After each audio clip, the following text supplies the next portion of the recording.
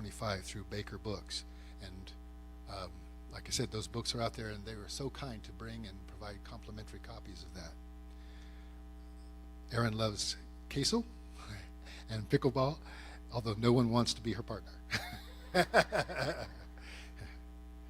Colleen is a licensed marriage and family therapist. Her passion for grief work began early in her career as she supported families through their unique grief journeys. Hearing their stories and witnessing their transformation along the way was truly inspiring and changed the course of her career.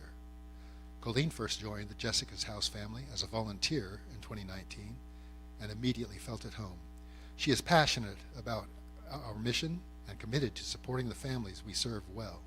Since she was young, Colleen has enjoyed writing. She now writes educational pieces for volunteers, families, and other service providers. She also co-authored When Grief Comes Home with Erin. Colleen loves coffee and the rain. Okay, so please come, take that away. And this is Erin Nelson. Please welcome her.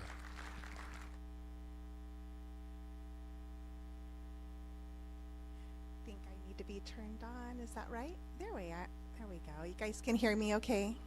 Yeah. Okay, great. Just move this a little bit so I can see my notes.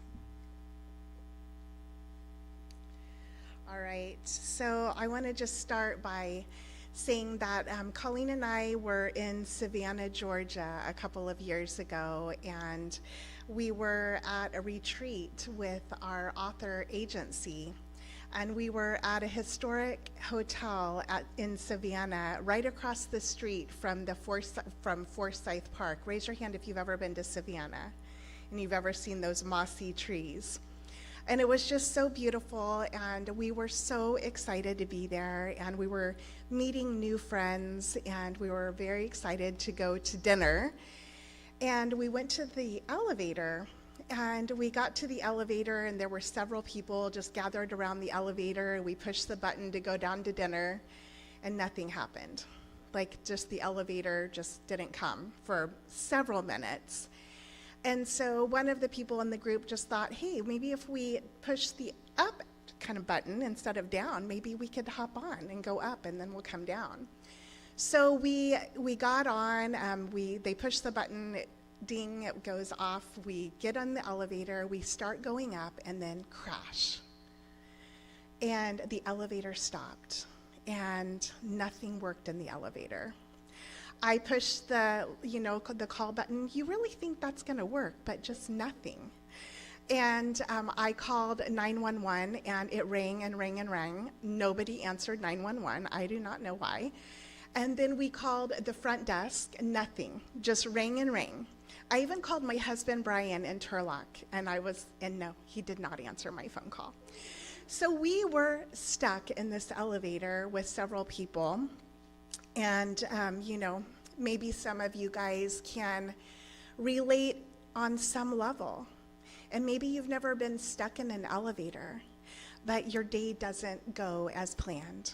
Maybe you've had an unwelcome phone call, maybe a tough conversation, maybe a misunderstanding, or maybe it's deeper than that. Maybe you've had a diagnosis, maybe tragic news. Frederick Buechner said, "Here is the world. Beautiful and terrible things will happen. Don't be afraid." But how many of you, because of the beautiful and the terrible things that have happened, sometimes you're a little bit afraid, right? We can get a little bit afraid sometimes. During ministry in these past 25 years, I've watched how people in our community have faced the worst parts of life.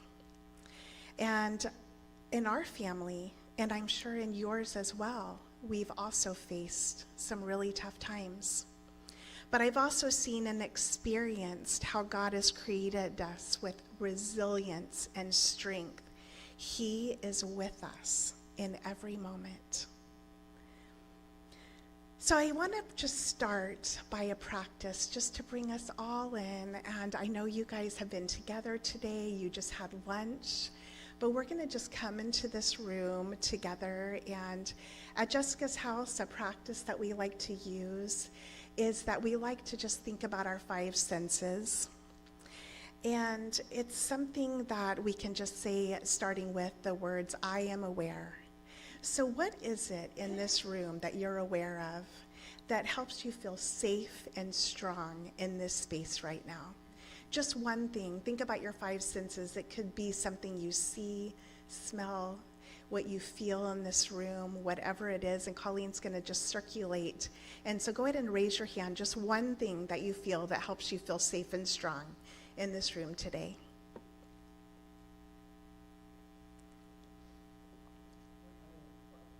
What I am seeing. Okay, Dwayne said what he can see.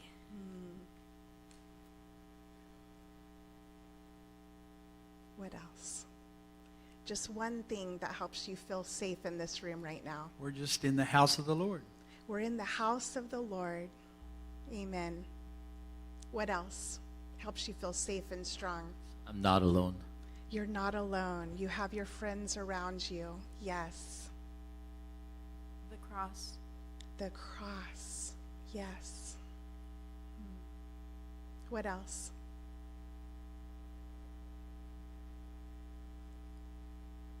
I felt very nourished. I had a great lunch, and my stomach, I didn't overeat. Yeah. So I just feel really comfortable. Just comfortable.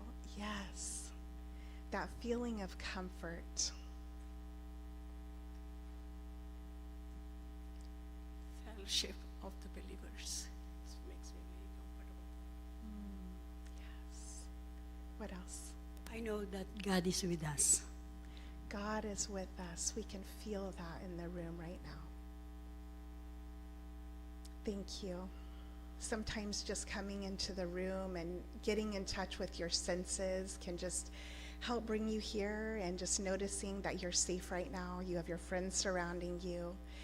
And, as I look back on that time in the elevator, I can really see how my brain processed this situation as a threat.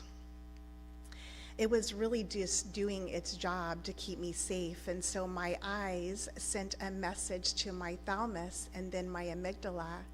But guess what it didn't do? God has created us with this filter with our prefrontal cortex, and that gives us logic, right? And sometimes when we are experiencing high stress situations, we don't have access to our prefrontal cortex, so we can feel very stressed. So I looked for my resources. My very first resource was human connection. And so believe it or not, and Colleen was like, what are you doing? I grabbed on to the first person next to me. I just grabbed on. It was human connection. So when that crash happened, I just thought, I just need to hang on to another human. I mean, it was a stranger. I don't think anybody appreciated it.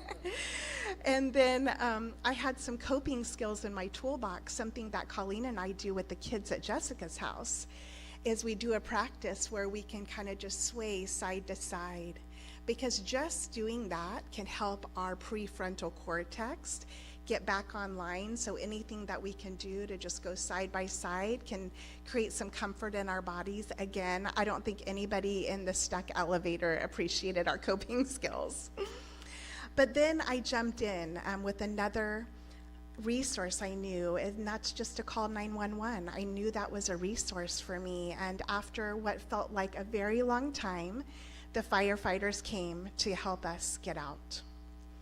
But we all have worry, stress, and anxiety.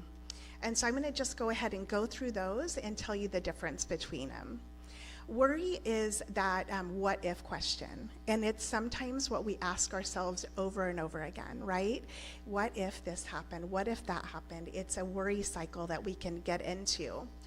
And so then stress is our reaction to external changes that exceed our resources. And that's where I was at that time, right? I didn't have the resources that I needed in that moment because 911 didn't answer.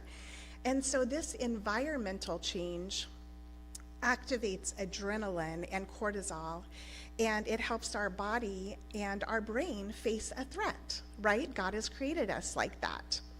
And then anxiety is a result of worry and stress without the threat.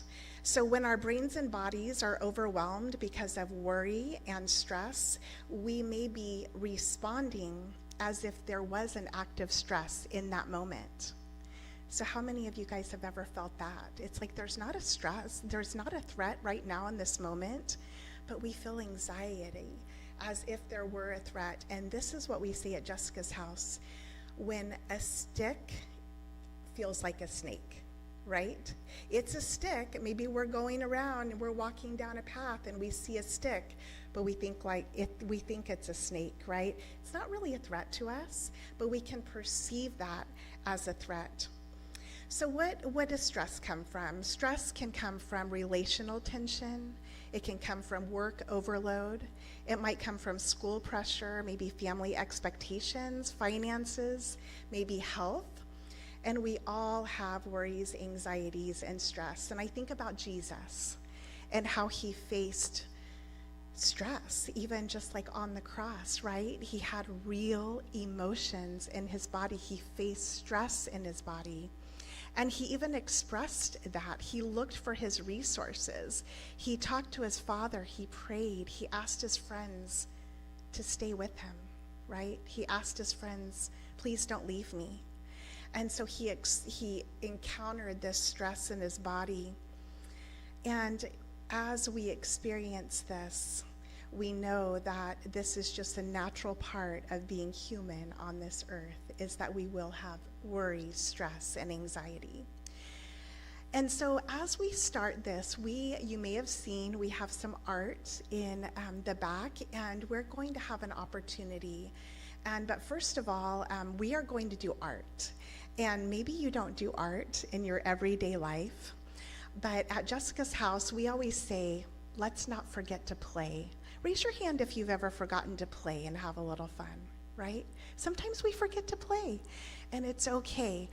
We all, and I want to just acknowledge that we all have an inner critic, right? Raise your hand if you have an inner critic, right? And it tells us you're not an artist and you can't draw, but let's just acknowledge that we have an inner critic, but we're just going to say, like, you stay over there right now, because we want to express something that is in our heart today. So what we're going to do is we're going to go and find a heart and just take a color that represents any kind of worry, any kind of stress, and any kind of anxiety that you might have. Anything that you're holding right now, you may even feel it right now in your body. Where do we hold stress? Maybe right here in our shoulders. It could be like tension in our head. We may be holding it in our stomach. We can experience this in our bodies. And so whatever it is, go ahead, you can write words or you can just draw something. And one part, we are going to work through our heart, and first we'll do worries, and then we're going to do our resources, and then we'll be doing wonder. And so just take parts of your heart.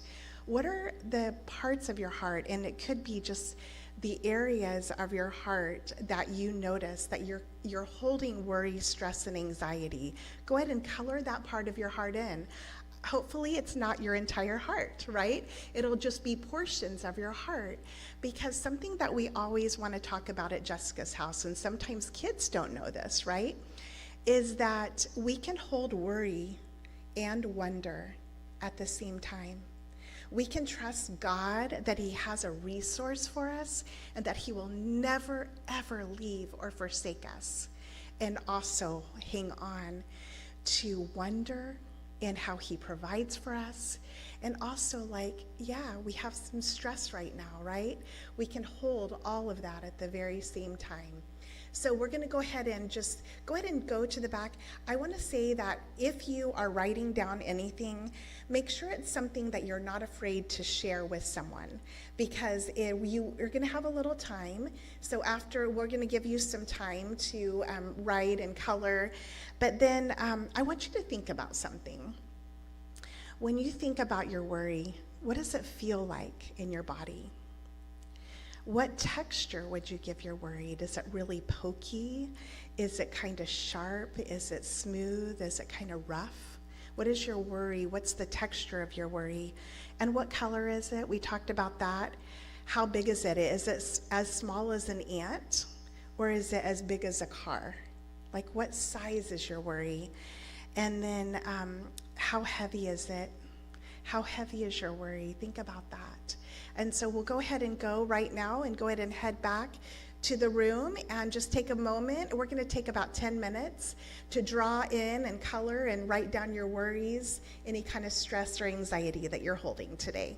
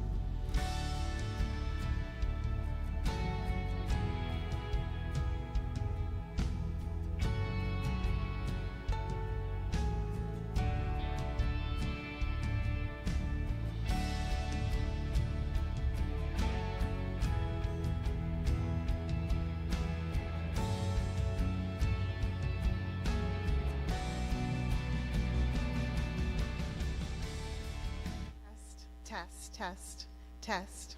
Great.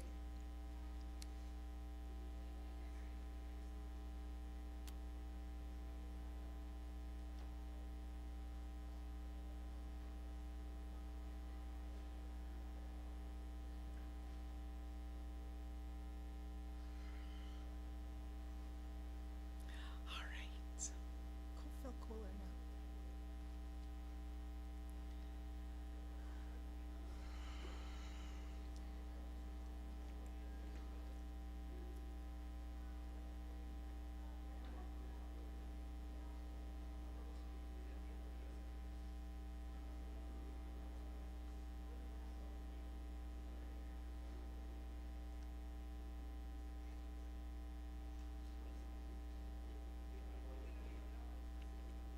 It's good to walk around a little bit after lunch, right?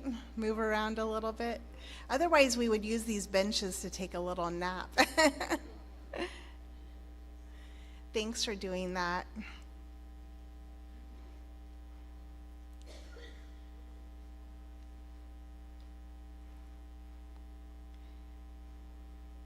Thanks for making your way back into the room.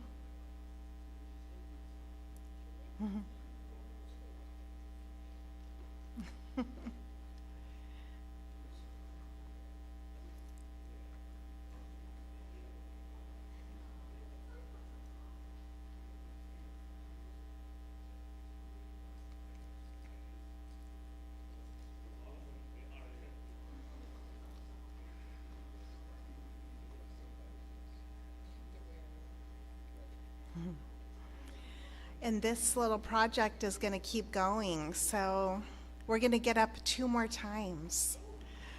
I know. So thank you for taking a moment. And something that I know is that, we find our resilience when we can hold our worries together. Without stress, if we thought we had it all figured out, we would never accept the limitations of our humanity. It helps us and it invites us to humility. It's emotional and spiritual strength that comes from getting through the tough times, and it can lead us to patience, right? And gratitude and kindness and compassion for others. The verse I held on to after my late husband Tyler died was from 2 Corinthians. And it said, or actually, 1 Corinthians, wait, I'm going to say this again. 2 Corinthians 1. Did I do that right? That said, God comforts us in all our troubles so that we could go on to comfort others. And I could just imagine in this room with all the ministry that's gone on, that you've used your own story to bring comfort to those you're serving. Think about the losses that you've had in your lifetime, maybe an illness, an injury, maybe you've grieved a death, or you've had the loss of your health, the loss of a relationship or finances, maybe the loss of your work community with retirement, maybe you've moved to a new area, loss of identity, loss of friendships. And if you think about that list, how many of you have had at least 5 from that list, right? Probably many of us. If we think about grief and you think about the losses in your life, we like to say that grief is a heavy injustice to your soul. It literally means, the word grief, it means to be torn apart. To be bereaved is to be torn apart. And when we talk at Jessica's house about what is grief, grief represents all the feelings that we have on the inside when we are facing a loss. And so that could be anger, it could be jealousy, it could be regret or sadness, longing, fear. Those are some of those internal emotions that we have after someone dies and when we're facing grief. And then mourning, that's how we heal. So it's the outward expression of all the energy inside of us from our grief. So all those feelings that we have after someone dies or when we're grieving a loss in our life, it needs to be really expressed out with others. That is how we heal. And so that could be crying. It could be writing down what you just wrote down. It could be writing or art. It could be movement.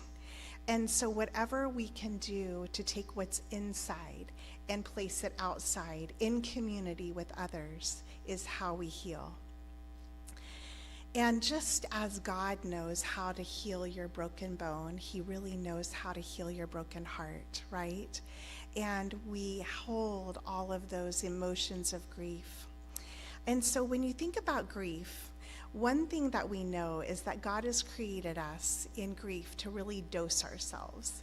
And so if you were ever to go to the doctor and you had something that either a broken bone or a disease or an illness, something like that, he would give you medicine, right? And try to fix you in some way, right? And so, but he would never say, the doctor or she, like, go home and take this whole bottle of medicine and like call me in the morning, right? He would dose it out for you, right? And that is how grief is. We could never know grief all at one time. Grief really comes to us in doses. And so our brains, God has created our brains to take care of us in grief.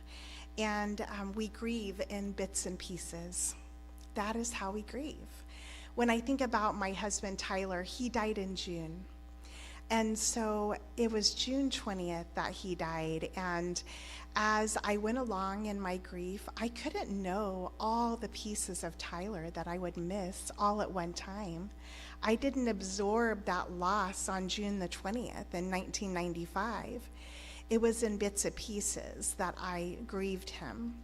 So as I went on, he wasn't there for 4th of July. But I never thought about that on June 20th, that he wouldn't be there to light the fireworks. He wasn't there to stand by the barbecue like always. He wasn't holding the kids when they were scared because it was too loud, right? And then I'll never forget in October, and it was around the end of October, and the kids and I were out at a friend's, and they had horses in an arena. And you know how October is if you live in the Central Valley, you know, it starts getting, it's kind of warm in the afternoon, but as soon as the sun begins to dip down, it gets kind of, you know, a little chilly. And I remember that that evening, the sun was kind of going down, and I felt the chill in the air, and it got really cold. And I thought, ooh, I wish I had a jacket, and I thought, ooh, this would be a perfect time to have a fire. And I thought, oh no, like I lost my fire builder. I didn't know in June that in October, at the end of October, that I would be missing my fire builder. We grieve in bits and pieces, and we dose ourselves with our loss. And so I discovered parts of Tyler that I missed along the way. We always mourn in our own way and in our own time. And as you are coming alongside those that you're serving, you can be thinking about, what do they need specifically in their own way that they're grieving, because everyone grieves in a different way. And so when we think about grief, one of the very first parts of grief is protest. So what does a toddler say when a toy is taken away from them? Mine, right? They say mine, and they say no. And so when we have a loss, we want back that which was ours, right? And so that is where we protest and we say no. Statistically, if someone receives a call and they hear bad news, the very first word that they say is no, right? And so that protest is a very natural part of grief. And so allowing that to move through us because it's so natural. And so when we think about these feelings of protest, it's okay to express them. It's okay to say no, and it's okay to say mine, and it's okay to not want this new life, what one of our dads said, it's not my new normal, Erin, it's my not normal, right? It's my not normal. And so when we are experiencing this protest, we can feel it and express it. That is how we heal. So, when you think about feelings and grief and expression of your feelings, think about your family of origin and how were feelings welcomed in your family? Were you allowed to express your feelings as you felt them? Or did you try to have to manage those a little bit? And in my own life, as you heard in my bio, my mom, she lived much of her life with undiagnosed bipolar disorder and untreated bipolar disorder. And so she had a lot of different emotions. And so I kind of learned to balance my emotions and kind of keep them really close to me, and I didn't really want to express them. So I've had to learn in my own grief process that it's okay. It's okay to express protest, and it's okay to express whatever it is that you're going through. As I experienced my son Carter dying, I remember, he died at the end of September. And the following September and August, when all the kids were going back to college and all the moms were sad, guess what? I was jealous. I was jealous, right? And also, I thought to myself, well, they're going to see them again, and it's okay. It's okay to have these feelings that don't feel acceptable, right? In just your neighborhoods and in your community, but to actually feel those feelings and to let them move through you and to find a person that you can express, because grief comes in all different forms. And I didn't know in September that following year I would feel those jealous feelings. But guess what? We learn that when we can feel a feeling and express it, that's how we're moving through grief. That is how we're healing. And every time we allow ourselves to feel a feeling and express a feeling, we are converting grief into mourning. So I'm going to talk a little bit about the risks of avoidance. There will be times when you want to avoid your pain as you find your rhythms of grieving in doses. And remember, you don't have to take it on all at once. We're dosing ourselves. We're letting it be natural. After Carter died, Brian and we would lay in bed at night, and he would say, hey, let's watch that comedian for 5 minutes. Let's just watch him and just laugh a little. And guess what? We got to kind of follow a rhythm where we could just have a little avoidance. It's okay to have a little bit of avoidance and just say, hey, we're going to just take a second and just laugh a little bit before we go to sleep, because it's really hard to go to sleep when you're feeling really heavy in your soul. And so, chronic avoidance is when we're out of the cadence of the dosing and bits and pieces type of mourning. So watch for that. If you're avoiding your grief consistently, watch for any patterns that you might have, and that could show up as busyness, overeating or drinking, excessive exercise, just mindless scrolling through social media because you don't want to feel the feelings and you don't want to take the time to express them. You may have heard the phrase, whatever we resist persists, right? So whatever we resist persists. So when we can sit with our feelings and express them, we just naturally do so much better, and it really helps. So Jesus showed us in his walk on the earth and as he faced his death that the only way to the other side is through. So we can follow his model of living in this stress-filled world with this idea of retreat, engage, and then repeat. So here's this cadence, right, of dosing ourselves. He retreated and then he engaged, right? And even as we are living with our pain, we can retreat sometimes and engage and just allow that to happen. So when I think about just the work that you're doing and what you need, to remember that everything begins with rest. I find it so interesting that darkness came before day. And so when you think about it, just even in creation, that night came before day. And when we think about just that cadence of rest, everything begins with rest. Being a missionary begins with rest. Being a good friend begins with rest. Being a parent, we've had to learn that at Jessica's house, that the ministry we do with grieving families really begins with rest. So as you think about it, we just want to just go into a little bit more of the avoidance. Something, as Colleen and I, we were writing the book and we were driving down the freeway one day, and we were talking about kind of the families that we see at Jessica's house that may not do as well as others. And something that we noticed was this kind of avoidance. And I love Barbara Brown Taylor, and she said it best. She said, "New life starts in the dark. Whether it's a seed in the ground, a baby in the womb, or Jesus in the tomb, it starts in the dark."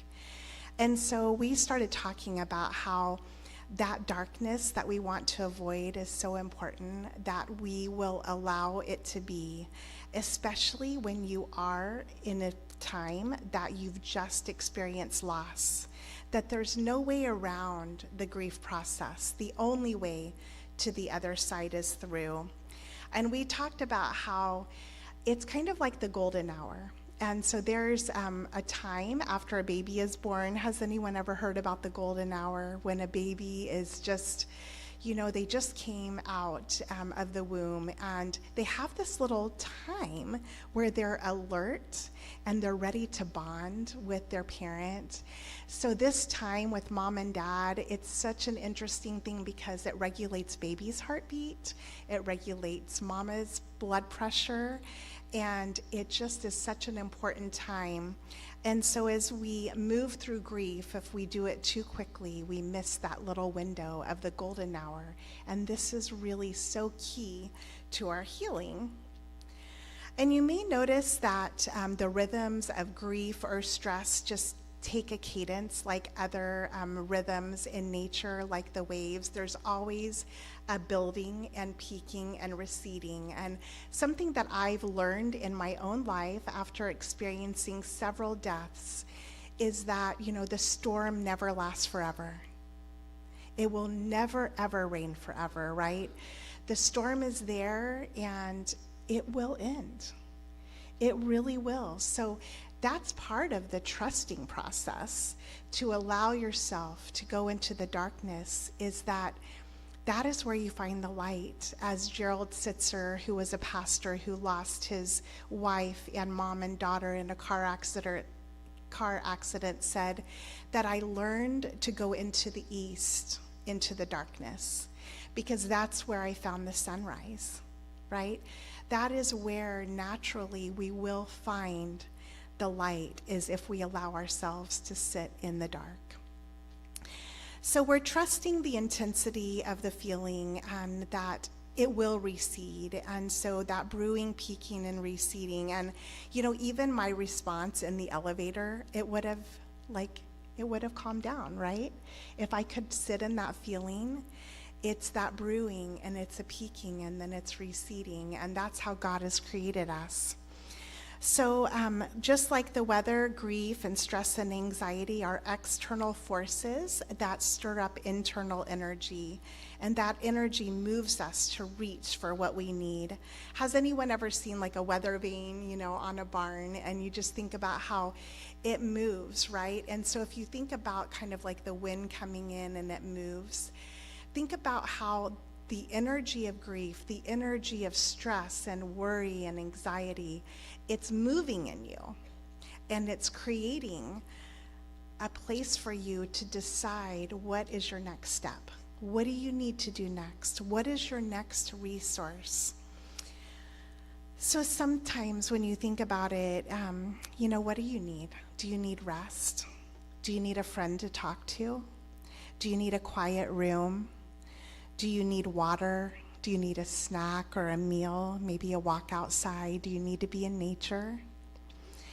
And if you think about just your home team of your community and your church, we have teams, and sometimes we need counselors and doctors. And so we're going to go ahead and move into a time of really finding our resources. Because as we move into it, I want you to just think about, what has God given you around you that is a tool for you? What is a resource that you have? It could be prayer, it could be fasting, it could be that it is, nature, you need more time, you need more rest. Whatever it is, you need more time with a friend, maybe you need a dance class, more movement, I don't know, but what is it that you need to help this energy continue to keep a cadence of moving through your body and coming out? So what is that resource that you need? And that stress, what's it pointing you to? You wrote down your worries, but now I want you to go back and please write down, what are your resources? What has God given you already? What are the strengths that you already naturally have from Him? Write those down. So we're going to go ahead and write down our resources and color those in. What color are they?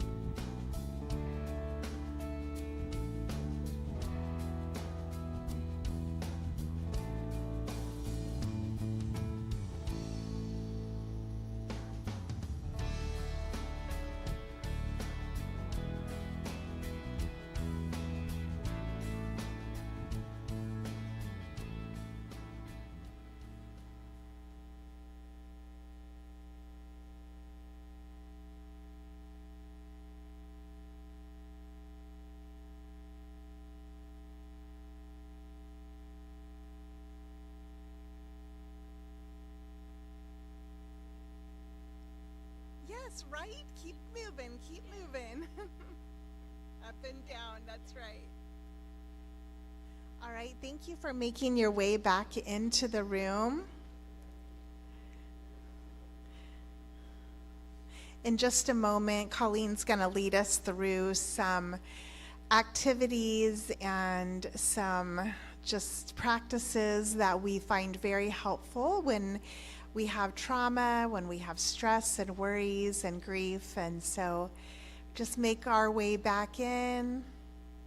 Thank you so much for participating and finding your resources. Sometimes we don't get an opportunity to really reflect on what are we stressed about. Sometimes we just hold it in our body and we don't even know, like, what is it? Like, it's nice to just identify our stress and then to think about, yeah, what is God giving us around us? What are our resources? And to identify those. So we'll come back into the room. And I have a question for you. Did anybody write crying? Anybody write crying? Because that is a really big part of how we regulate again. And so when we are feeling that stress and anxiety and worry and grief, just crying, if you think about what we talked about, that grief is on the inside. And then the way to heal is to convert all those feelings on the inside and to express them outside. Crying is literally taking what's inside of our bodies and placing it outside for everyone to see. And, you know, sometimes I wonder about how God created this expression for us. And if we think about it, our bodies are 60% water, right? And this flow of crying, and it can really help us. And what we know from research is that when our nervous systems are overwhelmed, crying is one of the best ways to bring us back to our just right place, to that calm, comforting place that we can be in.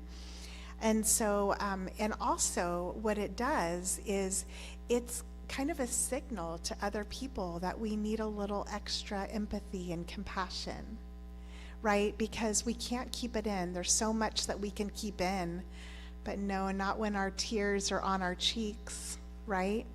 So it just helps people to get a little closer.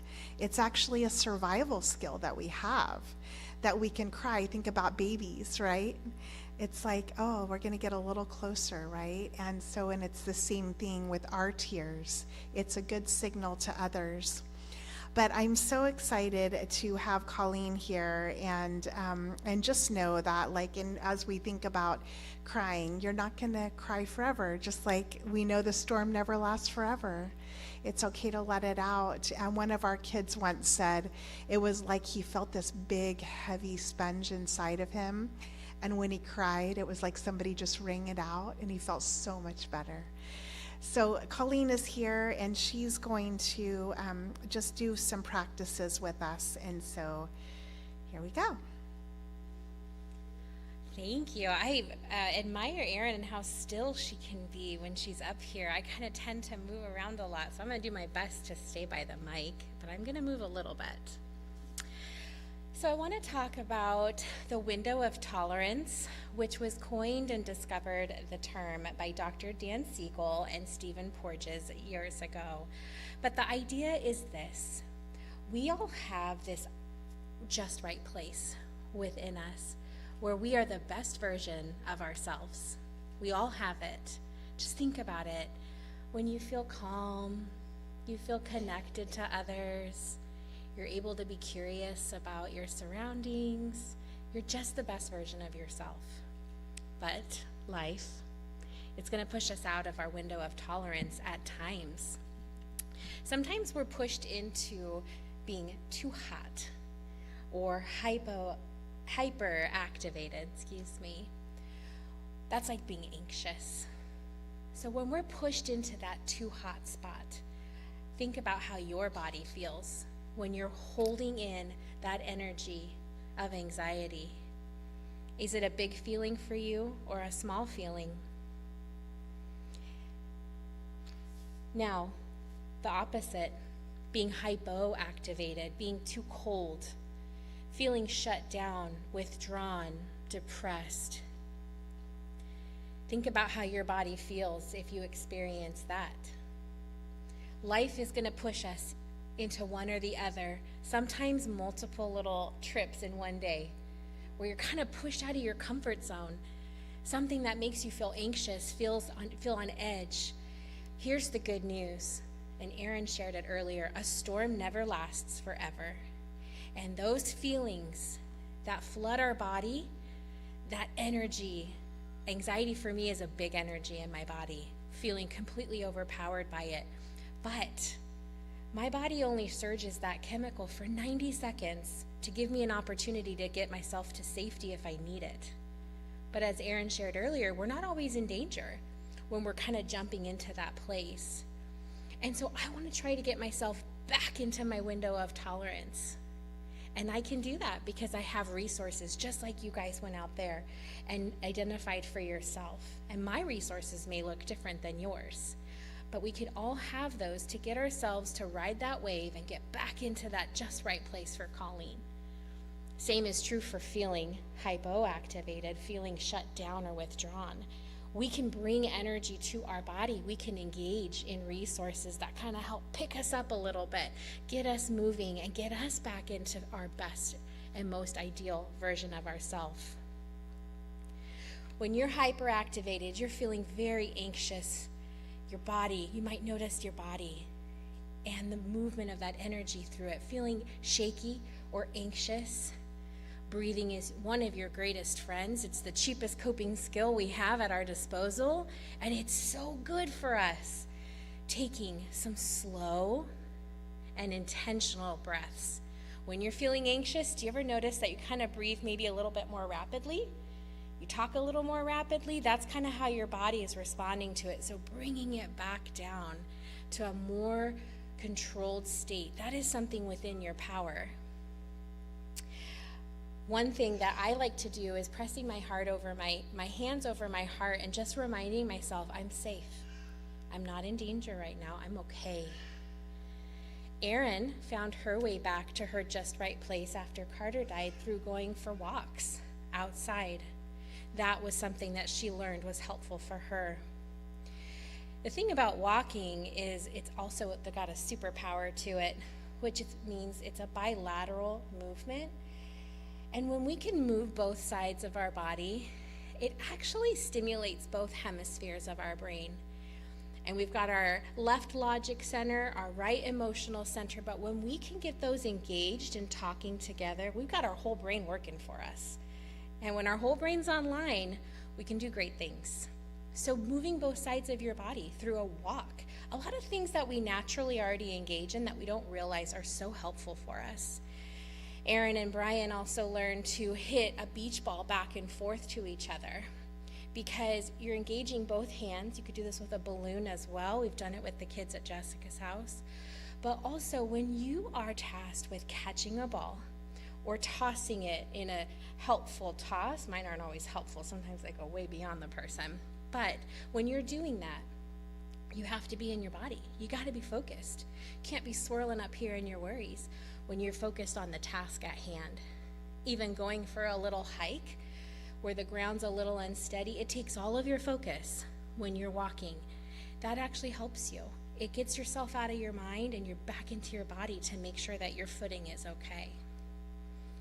If you're feeling too cold or shut down, some things that you can do is you can bring your energy up with putting your body parts in cold water with your hands or your face, listening to upbeat music, chewing something crunchy like ice or a tangy snack, dancing or listening to music, lifting something heavy, or for those of us who don't want to hurt our backs, push up against the wall really as hard as you can just to bring some energy to that part of your body.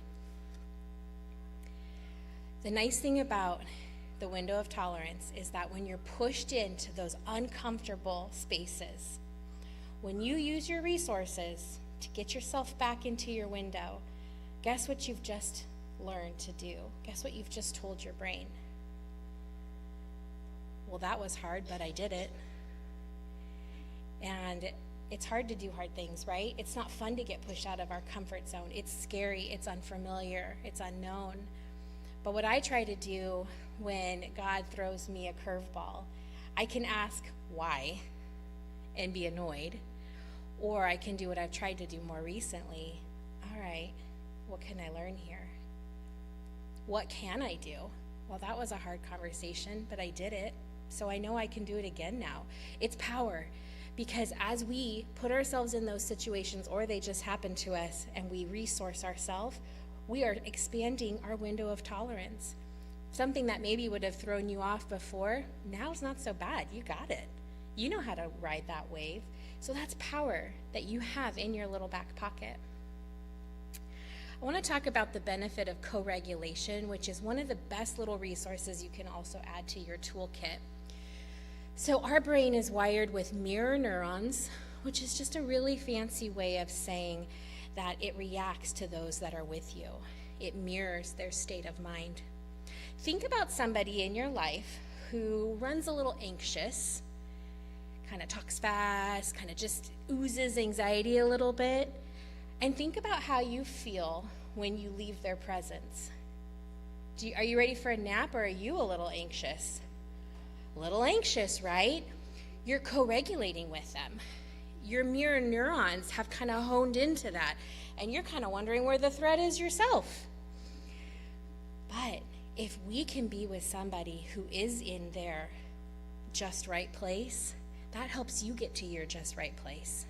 So if you're feeling anxious and you hang out with someone that's anxious, that's why Erin and I were never going to help each other out of the elevator. We were both just like totally in our too hot zone, worried about this elevator crashing. There's no way we could have regulated each other in that moment. We needed other people and their energy to help regulate us. So you can be that for someone too.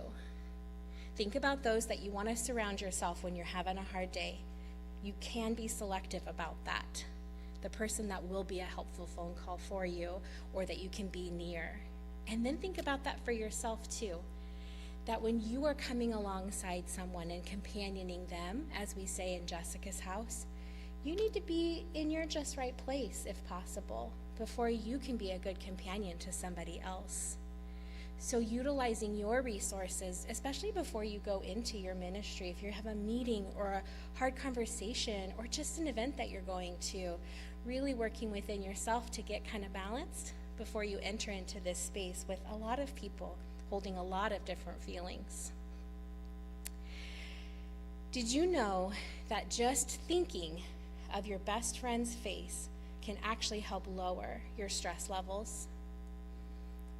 Think about that person right now, somebody that is just a great person in your life that you know you could call right now, and think about what that feels like in your body. It says a lot about a person and how helpful they could be for you. One thing that Erin and I like to do for each other is co-regulate each other just throughout our time together, and I've tried to be a helpful companion on airplane rides for Erin. It's understandably not her favorite hobby, but airplanes don't make me nervous, and so I could be that co-regulated person for her when we're up in the air in this piece of metal that probably shouldn't even be flying, right, if you actually think about the science of airplanes. But there are other things that throw me out of my window of tolerance where Erin can come in and regulate me. And so it's this little dance that we can do for each other when we're in our good place, our just right place. I said the word companioning. That's what we are at Jessica's house. That's what all of you are in this room. We are not the experts of what someone is holding or going through. We can't take away their pain, but we want to come alongside them. We have that desire for them not to hold it alone, even if we only get to do it once a week in our groups. And that's what you're doing out on the mission field, is you are companions. Gabor Mate says, we can't fix what can't be fixed, but we can be the witness who supports the healing capacity we all hold within. I'm going to say that one more time. We can't fix what can't be fixed, but we can be the witness who supports the healing capacity we all hold within. I am not a healer. I cannot heal people's hearts or their souls, but I believe in their healing capacity. God knows how to heal a broken heart. And so I can come alongside them. How do I do that? It's through reflective listening. They tell me what's on their mind. A lot of times I repeat it back to them, not because I'm a parrot, but because I'm listening to them and I can just reflect back what they're showing me. Even in my body language, the way, the presence of how you are with somebody can show if you're listening and engaged or if you're not. And what's more painful than talking with somebody who's really not listening to you, especially when you're hurting? And so all that to say, you already have so much power within to be a companion and come alongside people who are hurting. You don't have to be an expert. You don't have to be this amazing healer. You just be you and have that intention of really wanting to come alongside and help them hold that pain for that moment that you're together. I'd love to do a few of our little bilateral movement activities if you'll join me in them. Here's the thing, I can tell you about resources all day long, but the next time you're in a moment of feeling a little anxious, you're not gonna remember what I said. Or if you're feeling really low one day, you're gonna be like, oh, that one girl said something, but I don't know what it was. But if you do it with me right now, and then if you go home and you practice it here and there when you don't need it, those skills will be ready for you in your brain during times when you do need it. So you can do these standing or sitting. Standing's ideal if you can, but you can do some of these sitting as well. So if you guys wouldn't mind joining me, we'll just do a few things that have worked very well for us. Okay, again, that bilateral move, I gotta walk away, guys. I'll talk really loud. That bilateral movement, again. Oh, yeah. Okay, better? Okay. So that bilateral movement, that moving both sides of your body, walking, swaying. I love it. I have my fellow swayer in the audience who sways naturally, right? I thought it was like a symptom of pregnancy that just never went away. But then I actually learned it's my nervous system re-regulating itself. And so sometimes I catch myself swaying and I don't even think anything's wrong, but now I know I can say, okay, I see you. Just kind of re-regulating a little bit. That's a superpower to have in my back pocket. Tapping. If you guys can take your hands and cross them over your shoulders and just tap.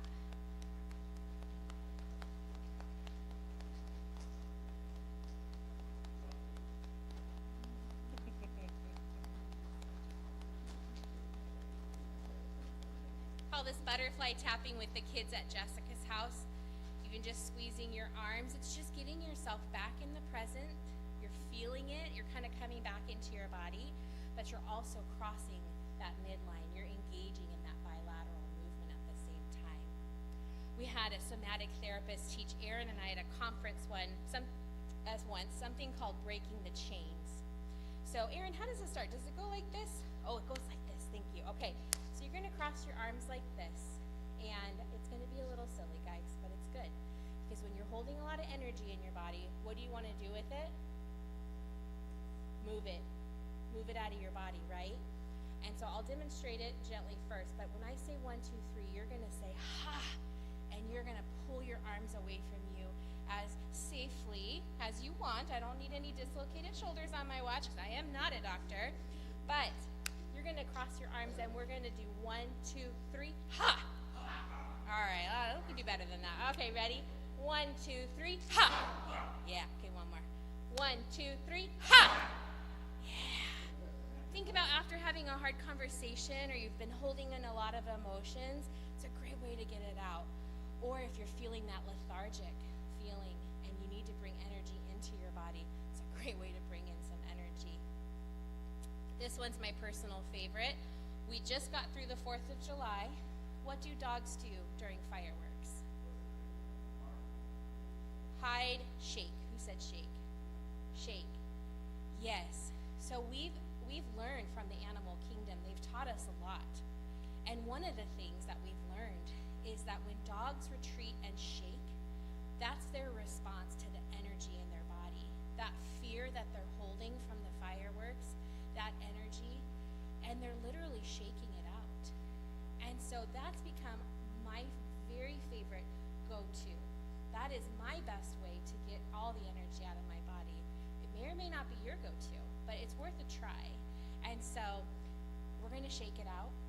We can look down. You don't have to make eye contact because it might be a little weird. But we do this in my adult group at the end of a heavy night.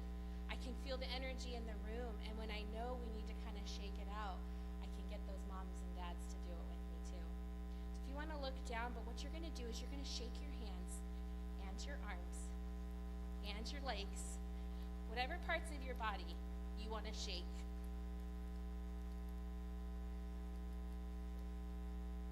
Okay, whenever you feel ready, your body knows when it's ready to stop. You can trust that. One time after I had just learned this, I learned it through Erin when we were writing the book. She introduced me to that body of work, and I thought, well, this is genius. This is really cool. And then I moved on, and I had to have a hard conversation at work one day, and I knew I needed to have it. And I just was spinning on it and planning it and just kind of really consumed by it, as those of us can get. Went in, had the conversation. It went as well as it could. And then we just, boom, moved right into the next meeting.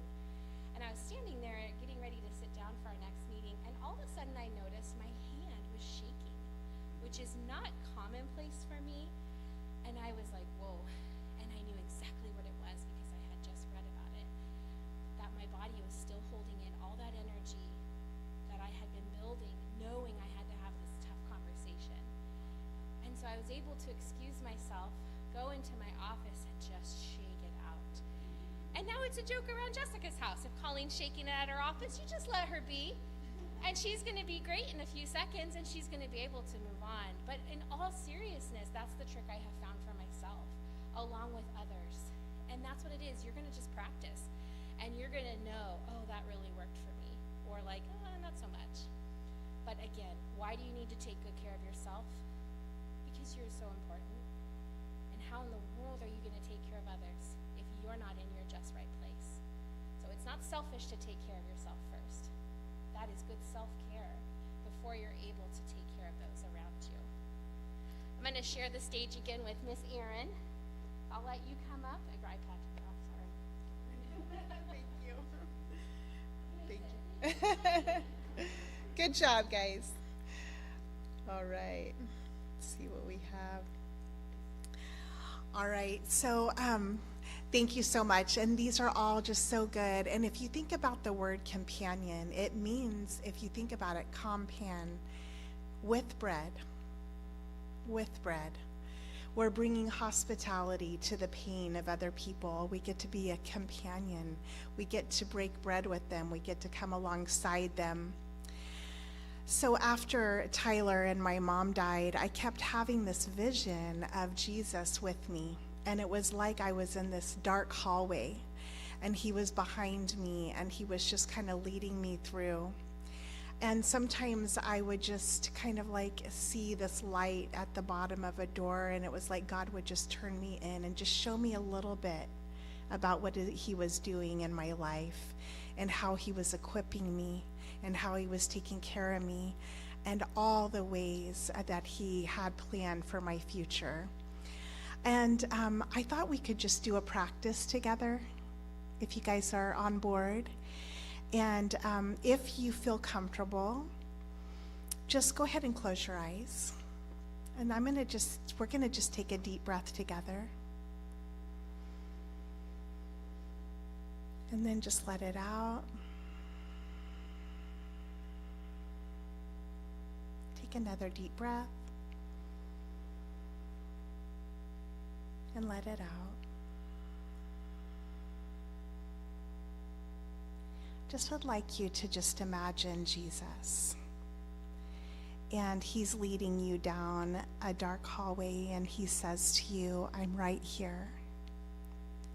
Jesus is your best co-regulator, right there with you to help just be with you in your breath. His presence is with you. He has his hands on your shoulders, and he's walking you down. And you notice light coming from the bottom of the doors in the hallway, and You walk together until he opens one of the doors. And when it opens, you see that he's showing you a strength that he's given you, something or someone that brings you comfort, peace, and joy. He shows you that he's taking care of you during your time of worry, stress, anxiety, and your losses. And whatever you're facing this afternoon, he wants you to know he's with you. And he wants to give you what you need.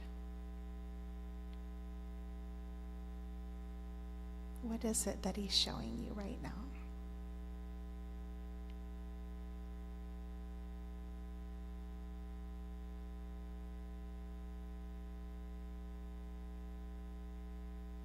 Go ahead and open your eyes.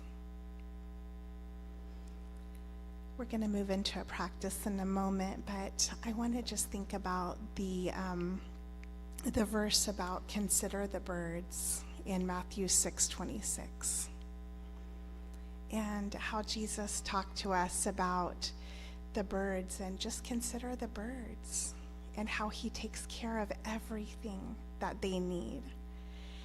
And when I got stuck in an elevator, I found myself kind of avoiding elevators, guys. Afterwards, I was like, I don't want to go in that elevator. And I was talking to my counselor, and I was telling her I was noticing how I was kind of avoiding elevators. And she said, she was like, well, what did it feel like to get out of that elevator? I was like, oh, getting out of the elevator, like that was something.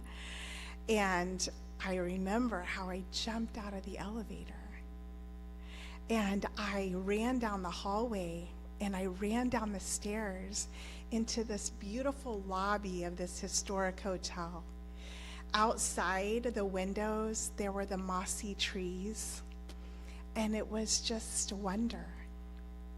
And it was just so beautiful. And God had provided the resources we needed, with all those firefighters coming out and just grabbing our hand. We were between floors, so they actually had to help us jump out of the elevator. And how good it felt to jump out of that elevator, and how we can linger with an experience of how God gives us what we need. And whatever it was that you saw that God gave you, as he led you through and opened up that door, he will provide what you need. And there's research, and it's Dr. Danny Penman, and the research says that day-to-day and moment-to-moment living, if you notice just what brings you wonder, and I wonder what that is for you. How does God show up for you in this time when you need him the most? Have you ever seen a moon and just kind of took your breath away a little bit? Or maybe it's families at Jessica's house will say, I was just really missing my loved one, and this butterfly just came in, swooped through. It could be a bird. It could be a friend that calls you at just the right time. It could be just a child's arms around your neck. What is it that brings you wonder? How is God providing what you need? And so whatever it is that brings you wonder on the rest of your heart, I would love for you to just write in or color in those places of wonder, and how has God showed up for you? How do you trust him that he will continue to show up for you in places of wonder? And remember that the research says that it's all about the lingering. It's about the lingering. Remember the birds. Linger in that moment of whatever that beauty is, whatever he's doing to take care of you. Soak in that a little bit. Just soak in his provision. So go ahead and just make your way. This is our last time. It's wonder. And fill the rest of your heart in with colors, with images, with however God is taking care of you.